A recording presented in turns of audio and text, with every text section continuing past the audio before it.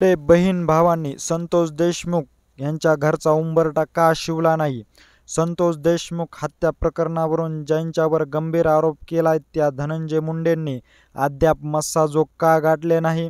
ज्यांनी ह्या प्रकरणापासून स्वतःला दूर ठेवले त्या पंकजा मुंडेंनी महेश देशमुख कुटुंबियांच्या सातवणपर भेट का दिली नाही? महाराष्ट्रातील अनेक बड्या नेत्यांनी देशमुख कुटुंबियांची भेट घेतली, पण मुंडे बहीण भाऊ आपल्या जिल्ह्यातील पीडित कुटुंब देशमुख यांच्या भेटीला का गेलं नाही? याचाच आपण ह्या व्हिडिओच्या माध्यमातून सविस्तर आढावा जाणून घेऊ.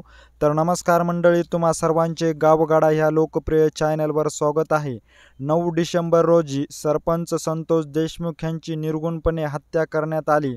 ह्या हत्येवरून आता धनंजय मुंडे यांचे निकटवर्ती असलेले वाल्मिक कराड यांच्यावर गंभीर आरोप केले जात असल्याचे आपल्याला पाहण्यास मिळाले असून याचे पडसाद विधानसभामध्ये देखील पाहण्यास मिळाले आहे. यामध्ये सुरेश धस, नमिता मुंदडा, संदीप क्षीरसागर यांनी आवाज उठवल्याचे देखील आपल्याला पाहण्यास मिळाले आहे. यामध्ये सर्वांनी या प्रकरणातील मास्टरमाइंड हा वाल्मिक कराड असल्याचे सांगितले असल्यामुळे वाल्मिक कराड हे धनंजय मुंडे यांचे निकटवर्ती असल्यामुळे धनंजय मुंडे यांनी मस्साजोग गाठणं टाळलं आहे का, असं देखील आता चर्चा होताना पाहण्यास मिळत आहे. तर दुसरीकडे स्वतःला या प्रकरणापासून दूर ठेवलेल्या पंकजा मुंडे यांच्यासोबत वाल्मिक कराड यांचा देखील व्हिडिओ व्हायरल होत असल्या कारणास्तव पंकजा मुंडेंनी स्वतःला या प्रकरणापासून दूर ठेवलं आहे का, ह्याविषयी देखील चर्चा होताना पाहण्यास मिळत आहे.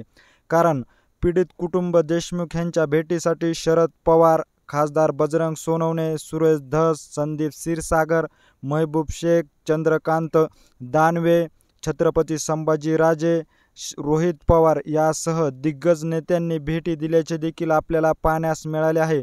परंतु ज्या जिल्ह्यात 2 मंत्रिपद मिळाले असलेले मुंडे बहीण भाऊ संतोष देशमुख यांच्या कुटुंबियाला भेटण्यासाठी अद्याप ही का गेले नाही, असा देखील आता प्रश्न ह्या निमित्ताने उपस्थित केला जात आहे. तर देशमुख कुटुंबियांच्या भेटीसाठी आलेले उपमुख्यमंत्री अजित पवार यांच्याकडे मस्साजोग येथील ग्रामस्थांनी धनंजय मुंडे यांचं मंत्रिपद काढून घेण्यात यावे अशी मागणी केल्यामुळेच हा वाढत असलेला रोष टाळण्यासाठी तर धनंजय मुंडे यांनी मस्साजोग गाठणं टाळलं आहे का, असं देखील बोललं जात आहे. एकंदरीत ह्या सर्व घडामोडीविषयी नेमकं तुम्हाला काय वाटतंय हे आम्हाला आमच्या कमेंट बॉक्समध्ये नक्की कळवा. आणि अशीच अपडेट जर तुम्हाला वेळोवेळी जाणून घ्यायची असेल आणि तुम्ही अजूनही आमच्या चॅनलला जर सबस्क्राईब केलं नसेल तर नक्की सबस्क्राईब करा. धन्यवाद.